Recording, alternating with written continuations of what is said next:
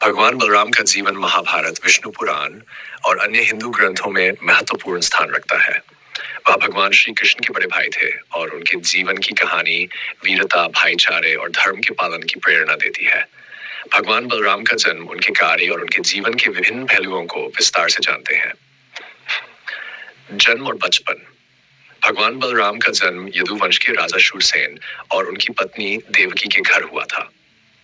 हालांकि उनकी माता देवकी ने भगवान श्री कृष्ण को जन्म दिया था, बलराम का जन्म एक विशेष चमत्कारी घटना के कारण हुआ।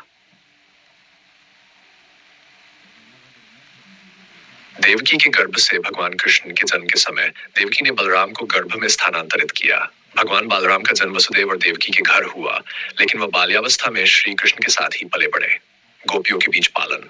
कृष्ण और बलराम दोनों का पालन पोषण नंद बाबा और यशोदा ने गोकुल में किया। वे दोनों बाल्यावस्था में गोवर्धन पर्वत की पूजा और अन्य गतिविधियों में सक्रिय रूप से शामिल थे। गुरु का पाठ और युद्ध कौशल। बलराम को वेद, शास्त्र और शस्त्र विद्या का गहन अध्ययन कराया गया। उनके गुरु संदीपनी आश्रम में रहे, जहां उन्होंने युद्ध कला और शारीरिक प्रशिक्षण प्राप्त किया। बलराम के पास विशेष रूप से हल, कृषि उपकरण और मूसल गदा के रूप में दो प्रमुख शस्त्र थे। उनकी युद्ध कला अद्वितीय थी और वह विशेष रूप से गदा युद्ध में निपुण थे। कृष्ण के साथ संघर्ष और घटनाएं।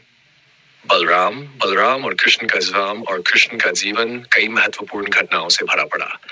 उन्होंने हमेशा अपने भाई कृष्णन का साथ दिया, चाहे वह कालिय मर्दन हो या गोकुल वासियों के रक्षार्थ गोवर्धन पर्वत उठाना। बलराम ने कई बार कृष्ण के साथ मिलकर कंस जैसे अत्याचारी राक्षसों का वध किया। कंस के अत्याचारों से मुक्ति दिलाने के लिए कृष्ण और बलराम ने मथुरा की यात्रा की। वहां कंस ने बलराम से भी युद्ध किया था, लेकिन बलराम ने उसे आसानी से पराजित कर दिया। बाद में कृष्ण ने कंस का वध किया और यदुवंश के लिए शांति स्थापित की। दुर्योधन से संबंध। महाभारत में भगवान बलराम का दुर्योधन से विशेष संबंध था। वह पांडवों और कौरवों दोनों के संरक्षक थे, लेकिन उनका झुकाव अधिकतर कौरवों की ओर था, क्योंकि वह दुर्योधन के अच्छे मित्र थे। उन्होंने युद्ध से पहले पांडवों और कौरवों के बीच शांति बनाने की कोशिश की, लेकिन जब युद्ध अनिवार्य हो गया तो वह मध्यस्थ के रूप में आए, लेकिन उन्होंने स्वयं युद्ध में भाग नहीं लिया। वह केवल रक्षात्मक युद्ध में शामिल हुए, जिससे उनकी भूमिका और भी अद्वितीय बन गई। महाभारत युद्ध में भूमिका। बलराम ने महाभारत युद्ध में कोई सक्रिय भाग नहीं लिया, हालांकि वह पांडवों और कौरवों के युद्ध के दौरान उपस्थित थे। उनका मानना था कि ये युद्ध दोनों पक्षों के लिए विनाशकारी होगा, लेकिन वह कौरवों का समर्थन करते थे। उन्होंने कभी भी सीधे युद्ध में भाग नहीं लिया, लेकिन उन्होंने अपने भाई कृष्ण के कार्यों का समर्थन किया और युद्ध के परिणामों को देखा। प्रभु के साथ यात्रा और अंतिम समय। द्वारका और महापुराण। महाभारत के बाद भगवान कृष्ण ने द्वारका में राज्य किया और बलराम उनके साथ वहां रहे। जब भगवान कृष्ण ने स्वयं को धरती पर प्रकट किया था, तो उन्होंने द्वारका में समय बिताया और यदुवंश के लोगों के साथ शासन किया। बलराम का परिग्रहण और प्रस्थान। भगवान बलराम के जीवन का अंत एक शांतिपूर्ण घटनाक्रम में हुआ। जब भगवान कृष्ण ने धरती छोड़ने का निश्चय किया, तो बलराम ने भी अपने शरीर को त्यागने का निर्णय लिया।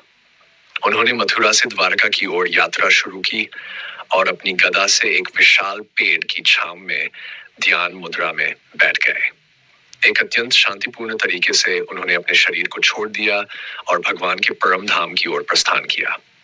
इस घटना के बाद बलराम के शरीर से एक महान सर्प रूपी आकृति निकली, जो भगवान शेषनाग का रूप था। यह संकेत था कि भगवान बलराम शेषनाग के अवतार थे।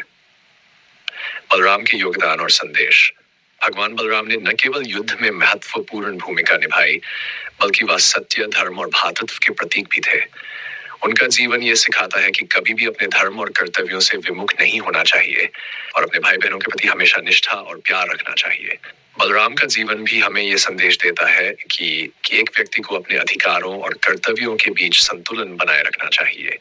भगवान बलराम का जन्म, जीवन और उनके कार्य हिंदू धर्म में सदैव सम्मानित और प्रेरणा स्रोत बने रहेंगे।